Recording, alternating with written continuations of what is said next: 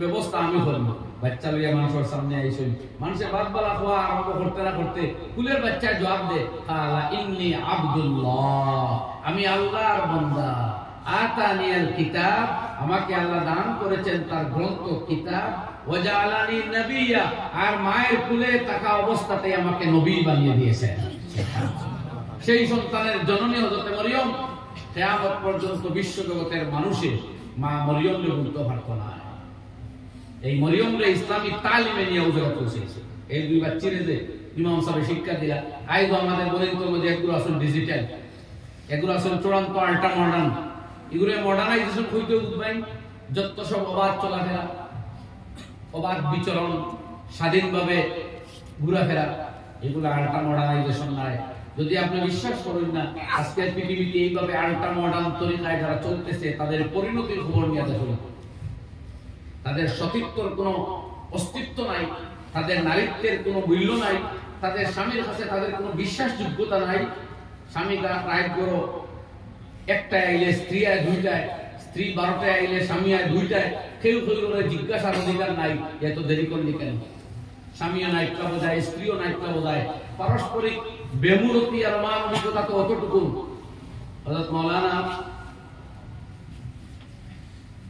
মুফতি তাকি উসমানী সাহেব দামাত বরকাতুহু তার ইসলাহি খুতবাতের মধ্যে লেখছেন, সরি জুলফিকার আহমদ নাশবন্দি সাহেব তার খুতবাতে জুলফিকারের মধ্যে তার বয়ানে উল্লেখ করতেন যে এক মহিলা আর তার স্বামী এক অভিযোগ চাকরি করেন আমেরিকার পুনে শহর। একদিন কোন এক কারণে স্বামী পয়সা না না $1 ঋণ নিয়ে স্ত্রীর কাছ থেকে সিগারেট খাইছিল, ঋণ দিতা বলে গেছেন। 6 মাস পরে দেখুন তার নামে সমন গেছে বাড়ি যে $1 টাকা আর $1 ফাইন, $2 কৌশল নিয়ে দিয়া বলে কেন বলে তোমার স্ত্রী তোমার বিপক্ষে কেস করছে। এই পাশের চেয়ারে চাকরি করে মহিলা স্ত্রী স্বামীর কোয়ার প্রয়োজনটাও বুঝ করছে না যে আমার টাকা নিতায় নিতায় কইসলা গুলি গেছে, বরং ডাইরেক্ট কেস করছে আর থানায় আদালতে $1 ফাইন সহ $2 দিবার কথা অর্ডার আছে। এই গেছে মরুমতার বিশ্বাস আর মহব্বত তোলানো। আমার বুজুর্গ হলা ভাই, এই ইসলামী শিক্ষায় নিয়ে ওদের পৌঁছাইছে মহিলারে যে সারা জীবন স্বামীর শ্রদ্ধায়, স্বামীর আমানত আর স্বামীর দিয়ানত রক্ষা করে চলতা, স্বামীও তার জীবনের সবটুকু ভালোবাসা আর বিশ্বাস উজাড় হয়ে স্ত্রীরে দেয়।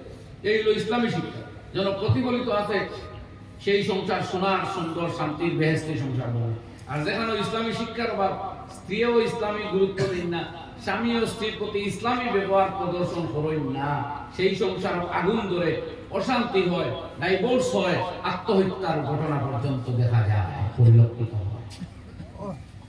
ইসলামী শিক্ষার অভাবে যদি শিক্ষা থাকে না, স্বামী বিবাহ হলেও সেই সংসার সুন্দর হইতে হয়। প্রত্যেকে যার যার অধিকার বুঝতো না, সে কারো প্রতি থাকতো না। আমার আলোচনার বিষয় দেওয়া হয়েছে দিনী শিক্ষার গুরুত্ব। আমি কইলাম দিনী শিক্ষা হইতেও তো আমরা বুঝবাই তো নামাজের মধ্যে কোনো ওয়াজিব 13 ফরজ 25 সুন্নত আর 25 বাতে নামাজ যায় 22 সুন্নত, ওগুলো খালি হইতো। এগুলো আমরা ইমাম সাহেব শিখাইবা যে সুন্দর করে উত্তর শিখাইছিল ইনশাআল্লাহ। আল্লাহ তার যোগ্যতার মধ্যে আরো বরকত দেও, আল্লাহ তাআলা তৌফিক হাসান নসিব করুক। আমি ইসলামী শিক্ষার একটু ব্যাপকভাবে ফলো লাগাই। ইসলামী শিক্ষার গুরুত্ব, এক স্বামী বিয়ার আগে যদি তার প্রয়োজনীয়তা, তার দায়িত্ব এবং কর্তব্য ইসলামী দৃষ্টিতে এগুলো জানেন না, তে স্ত্রী তোমরা করবা তার করে মান দিয়েছে, কাম কাজ করার মানুষের কাম করে বাড়াইছে। আর সেও উদ্যোগ আমি শুধু একজন হারা পাইছি, বাপর বাড়ির গিয়ে 2 দিন দল পালাইতে। তবে ইয়াদ রাখুন আমি ইসলামের দৃষ্টিতে ও পরিবার উত্তম পরিবার, যে পরিবার ও স্ত্রী বুঝ হয় আমার বাপের বাড়ি থাকি কেন শান্তি বেশি। আর এই পরিবার ও স্ত্রী তো মেহমান, তাই তো নবাগত মানুষ, তাই তো এই পরিবার অতিথি, তাদের এই পরিবারের সবচেয়ে মহব্বত বেশি পাই তো নবাগত বধূ। এই বধূ আইছে না যে টর্চারিং পাত্র বলতে। আর এইভাবে যদি আমরা মহিলা হলোর প্রতি এই ইসলামী ব্যবহার প্রদর্শন করতে পারি, তাহলে কোনো বাবায় তারে 2, 3, 4 মেয়ে জন্মিলেও বুঝতো না যে আমি ছোট। বাবায় মেয়ে জন্মার বাদে তারে ছোট, তারে দুর্বল, তারে অসহায় ভাবেও তো ও কারণে যে মেয়ে গুণ বিবাহ দিব, এগুন টর্চারিং শিকার হইবা, জুলমর শিকার হইবা, মোসা খান দে মুড়ে বহন করতে করতে আমার দম দেয়। এর কথা পুষ করতে আমার তার ছেলেরে আর তার মারে আর তার বাবারে। সুতরাং মেয়েদের প্রতি যে ঘৃণা মানুষের জন্মিছে, তার মূল কারণ সমাজের এই সমস্ত জুলুম, এই জুলমে আইয়া ইম্প্যাক্ট ফলাইছে। আপনি কইতে পারেন এটা কিতা মাতই, আমি মারতাম তাহলে আপনি বার করিয়া সার্চ করে দেখুন চাই যে গত 2023 ইংরেজিতে আপনার দেশের কত টাকা কন্যা ভ্রূণ হত্যা করা হয়েছে। 2024 কত টাকা করে না ভ্রূণ হত্যা করা হয়েছে আপনি সার্চ করিবার বলুন। আমি এক বছর হিসাব দিচ্ছি 60,000 কন্যা ভ্রূণ হত্যা করা হয়েছে আমার দেশে।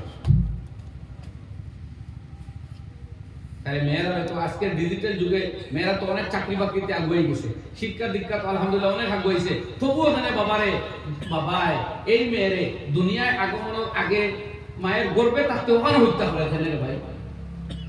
আরবর জাহিলেরা জন্মের পরে মেয়ে দেখলে হত্যা করতো, আর বর্তমান শিক্ষিতরা জন্মের আগে টেকনোলজি দিয়ে পরীক্ষা করিয়া মায়ের গর্ভের ভিতরে ভ্রূণ অবস্থায় হত্যা করে। এরা অধিক বর্বর না আমরা অধিক বর্বর? এরা অন্তত দুনিয়ার আলো বাতাস দেখতে দিত, আমরা তো বিক্রে খাম শেষ করে দিই। এত উন্নতি, এত মেয়েদের পক্ষে আইন কানুন অধিকার লিবার্টি বুদ্ধা আওয়াজ দুয়াই দেওয়ার পরেও তো এখনো হত্যা বন্ধ হয়েছে না। আবহাওয়া লিবার্টি দিকটা তো ইসলামী শিক্ষা শুধু সেকেলে শিক্ষা নয়, আংশিক শিক্ষা দেয় না, টেম্পোরারি শিক্ষা দেয় না। ইসলাম টপ টু বটম, প্রথম থেকে শেষ অবধি সুন্দর জীবন বিধান উপস্থাপন করে। এর লাগি আল্লাহ নবী ফরমায় ইন্নাল্লাহা তাকুল্লাযী হাক্কিন হাক্কাহু, আল্লাহ রাব্বুল আলামিন প্রত্যেক অধিকারীর অধিকার আদায় করে দিয়েছেন। স্ত্রীর হক স্ত্রীর জায়গা, মার হক মার জায়গা, স্বামীর হক স্বামীর জায়গা। আজকে আমি তিরমিজি আউয়াল আবু আবদিকা পড়াইয়া পয়লা এলো চ্যাপ্টারও যে হকুজ জাওজি আলাল মারআ আলা জাওজাতিহি, স্বামীর অধিকার স্ত্রীর উপরে।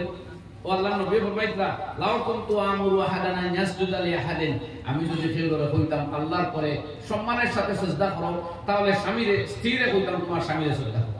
ঠিক এর বাদল চ্যাপ্টার ইমাম আবু ঈসা তিরমিজি রাহমাতুল্লাহ আলাইহি আনছেন পরের অধ্যায় যে হকুল মারাতে আলা জাওজিহা, স্ত্রীর অধিকার স্বামীর উপরে, স্ত্রীর অধিকার স্বামীর উপরে।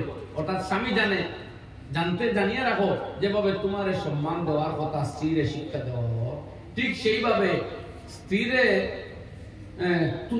স্ত্রীরে মহব্বত করার, উত্তম ব্যবহার প্রদর্শন করার শিক্ষা নবী করিম সাল্লাল্লাহু আলাইহি ওয়াসাল্লাম দিতা তোমার।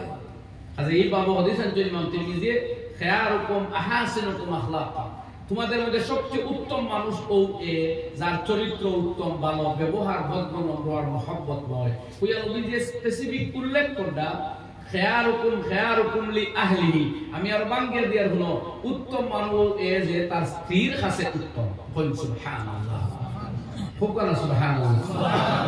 ওইলো আপনার নবীর শিক্ষা।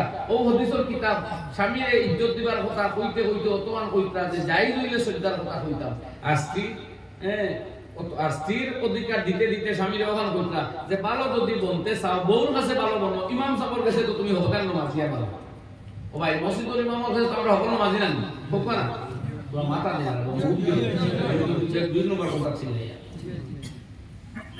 ইমাম সাহেবের কাছে তো হকল নামাজি, হকল মুত্তাকি, হকল পরহেজগার, ওলা না মা ওকর বউর কাছে কিলা ওখানে দেখতে হইল।